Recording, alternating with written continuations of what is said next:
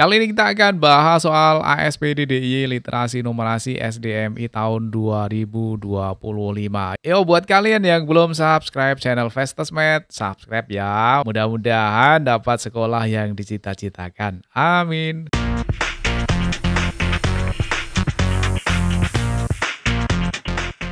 Oke, langsung aja kita bahas soal nomor satu. Nah, di sini kan ada bacaan ya, langsung to the point yang ditanyakan aja ya. Nah, poinnya di sini adik-adik ya.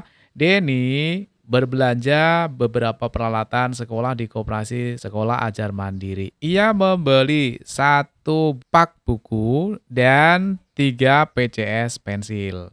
Denny membawa uang selembar 50.000 dan 20.000. Uang kembalian yang diterima Denny adalah, baik, langsung kita cari ya. Di sini kan dia membeli satu pak buku, padahal di sini keterangannya untuk buku, untuk satu pak buku itu harganya 34.000. Berarti sama halnya dengan 34.000 ya, 34.000 ini untuk membeli satu pak buku. Kemudian ditambah dengan 3 PCS pensil. Nah, di sini keterangannya Rp3.000 per PCS ya. Di sini Rp3.000 per PCS. Padahal kan 3 PCS, berarti tinggal kita kalikan ya. 3 kali 3.000 berarti di sini 9.000 ya untuk membeli 3 PCS pensil. Kemudian tinggal kita jumlahkan, hasilnya adalah 43.000. Nah, di sini kan yang ditanyakan adalah uang kembalian. Padahal si Denny ini membawa selembar 50.000 dan selembar 20.000. Nah, terus yang dipakai yang mana? Tentunya yang dipakai adalah yang 50.000. Kalau 20.000 kan kurang ya kan? Jadi yang Denny pakai itu yang uang 50.000. Nah, uang 50.000 ini kemudian digunakan untuk bayar 43.000, berarti dia masih sisa atau uang kembaliannya tinggal kita kurangkan. 50 kurangi 43 itu 7 ya, berarti 7.000. Kalau gitu uang kembaliannya adalah 7.000. Lanjut nomor 2. Oke, sekarang masalahnya apa? Dian berbelanja peralatan sekolah di Koperasi Sekolah Ajar Mandiri. Dian memiliki uang 100.000.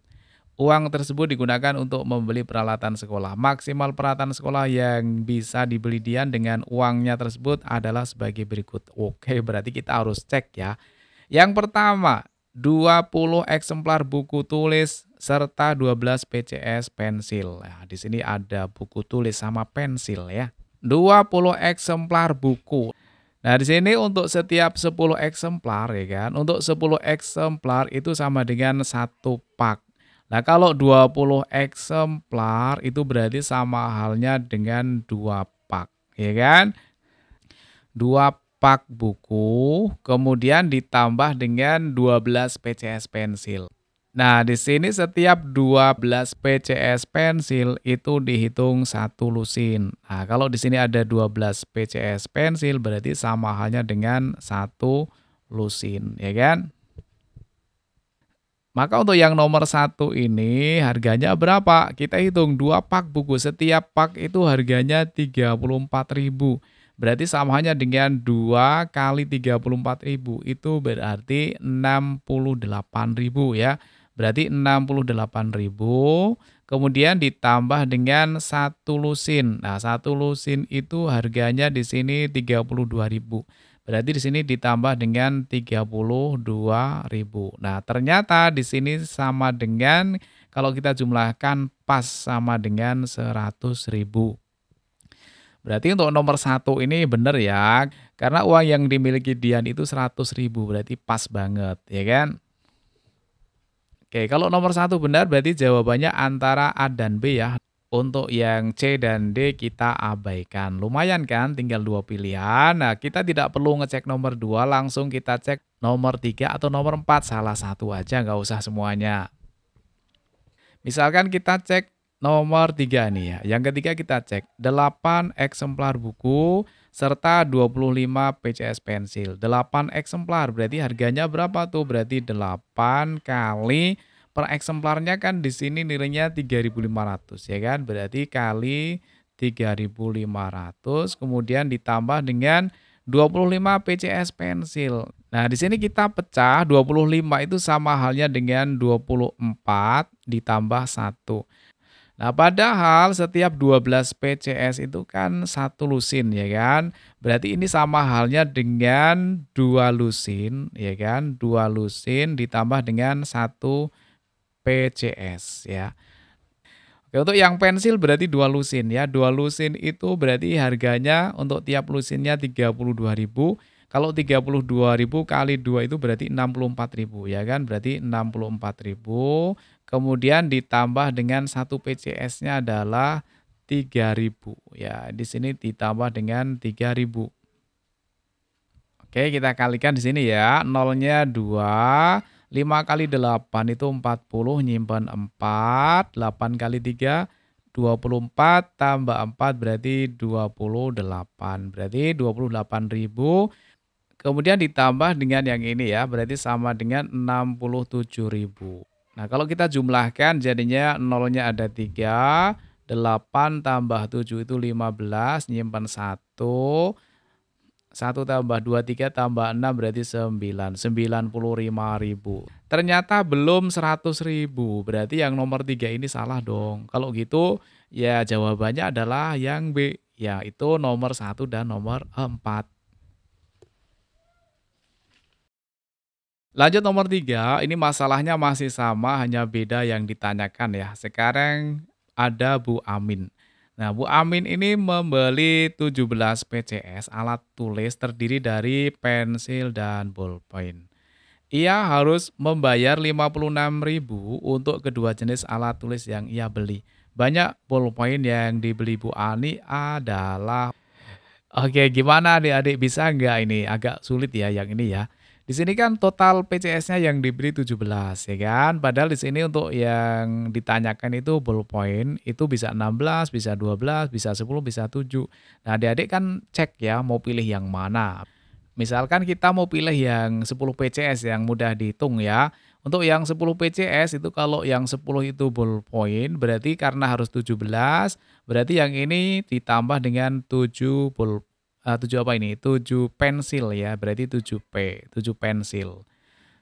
Oke, untuk yang ini kalau misalkan kita cek ya, 10 PCS ballpoint, ini kan ballpoint ya. Nah, untuk yang C ini kalau kita cek 10 PCS ballpoint ya, 10 itu kan belum ada satu lusin ya, karena satu lusin kan 12. Berarti ini masih 10 PCS per PCS ballpoint. Ballpoint kan di sini ya, harga per PCS-nya itu adalah ini 3.500. Berarti 10 kali 3.500 itu untuk yang ballpoint ya kan. Kemudian ditambah dengan yang pensil ya. Yang pensil ini ada 7 PCS. Nah, 7 PCS itu berarti sama hanya dengan 7 kali per PCS-nya untuk yang pensil per PCS-nya adalah 3.000. Berarti 7 kali 3.000. Nah, kita hitung ya, 10 kali 3.500 itu berarti 35.000, kemudian ditambah dengan 21.000, ya kan? 7 kali 3.000 kan 21.000. Kalau kita jumlahkan, 35 tambah 21 itu adalah 56.000. Nah, ternyata cocok sama uang yang harus dibayarkan, ya kan? Berarti jawabannya adalah yang C. Nomor 4. Wow, soalnya udah beda ya. Bu Sari sedang mengajarkan materi tentang konsep operasi hitung bilangan bulat. Bu Sari mengajarkan menggunakan konsep garis bilangan. Ada beberapa aturan dalam penggunaan garis bilangan. Aturan tersebut adalah sebagai berikut. Penjumlahan bergerak maju, pengurangan bergerak mundur, bilangan positif menghadap ke arah positif, bilangan negatif menghadap ke arah negatif. Bu Sari meminta bantuan Maya untuk memeragakan sebuah operasi hitung. Posisi awal Maya berada di titik negatif 8. Dari posisi awal, Maya bergerak mundur 11 langkah. Kemudian Maya bergerak maju 6 langkah. Posisi Maya sekarang adalah, oke, awalnya di situ kan nilainya atau dimulai dengan negatif 8 ya. Kemudian dia bergerak mundur. Oke, kalau mundur itu berarti pengurangan. Berarti artinya awalnya negatif 8 kemudian dikurangi dengan 11 ya. Artinya dia bergerak mundur sejauh di sini 11 ya, berarti ke belakang ya kan, mundurnya itu sebanyak 11 langkah. Dari min 8 ditambah 11 langkah lagi berarti di sini nilainya adalah negatif 19 ya. Kemudian Maya bergerak maju. Nah, di sini kalau maju itu artinya penjumlahan, berarti ditambah ya. Artinya dari sini kemudian maju 6, berarti ditambah 6. Atau kalau kita tuliskan di sini sama hanya dengan ditambah dengan 6. Nah, dari negatif 19 ini kalau ke kanannya 6, nanti di sini ketemunya adalah negatif 13. Jadi jawabannya adalah yang B. Kalau misalkan dengan operasi hitung biasa, caranya bagaimana? Ya tinggal kita hitung yang ini. Negatif 8, negatif 11 itu sama hanya dengan hutang 8, hutang lagi 11, berarti hutangnya menjadi 19. Artinya min itu hutang ya, negatif 19 atau hutang 19, kemudian dibayar. Plus itu dibayar 6. Berarti belum lunas dong. Artinya dia masih hutang 13 ya. Jadi jawabannya adalah yang B. Lanjut nomor 5. Rocky membuat kotak untuk menyimpan kelereng. Kotak yang dibuat berbentuk kubus. Sisi luar kotak tersebut dilapisi kertas kado agar menjadi indah. Kotak yang dibuat Ricky sebagaimana gambar.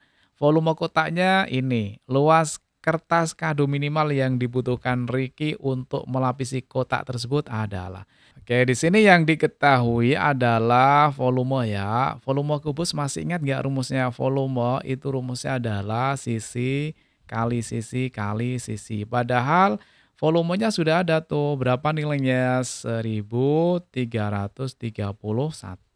ya. Nah, sisinya ini berapa? Sisi kali sisi kali sisi, angkanya harus sama, tapi kalau dikalikan itu hasilnya 1331 atau S pangkat 3 ya. S pangkat 3 harus sama dengan 1331. Oke, kita lihat di sini ekornya angka berapa? Angka 1 kan? Kalau angka 1 berarti ya kita gunakan dengan menggunakan angka 11 ya. 11 kali 11 kali 11. Benar nggak ini sama dengan 1331? Kalau benar berarti benar dong sisinya 11. Oke, kita cek ya. 11 kali 11 itu sama dengan 121 ya. Kemudian kalau kali 11 sama dengan berapa? Adik-adik udah tahu trik cepatnya ya, perkalian dengan 11. Oke, langsung aja kita tulis yang belakang kan angka 1 ya kan, 1. Kemudian 2 tambah 1 itu 3. Kemudian 1 tambah 2, 3. Yang depan sendiri 1. Berarti bener dong. Oke, kalau gitu berarti sisinya S-nya sama dengan 11. Nah, di sini yang ditanyakan adalah luas kertas kado minimal yang dibutuhkan untuk melapisi kotak tersebut. Nah, yang dibuat untuk melapisi kotak itu luasnya yang mana? Apakah yang atas ini ikut dilapisi? Tidak kan? Di sini kan ada kelerengnya sampai lebih dari kotaknya kan? Padahal ini keterangannya kotak yang dibuat Ricky sebagaimana gambar. Berarti kan di gambar ini yang atas tidak ada kertasnya. Berarti yang kita hitung hanya yang bagian depan ini, samping kanan, samping kiri, bagian belakang, dan bawah. Berarti ada 5 sisi yang dilapisinya. Berarti sama hanya dengan menghitung luas dari 5 sisi atau 5 kali sisi kali sisi. Ya, sama dengan 5 kali sisinya 11 kali 11. Sama dengan 5 kali 11, 55, kemudian kali 11. Sama dengan 5 tambah 5, 10, nyimpen 1, 5 tambah 1 berarti 6. Oke, berarti jawabannya adalah yang C. Oke adik-adik, kita bahas sampai nomor 5, untuk nomor 6 dan seterusnya kita bahas di video selanjutnya. Mudah-mudahan adik-adik dapat sekolah yang dicita-citakan. Amin.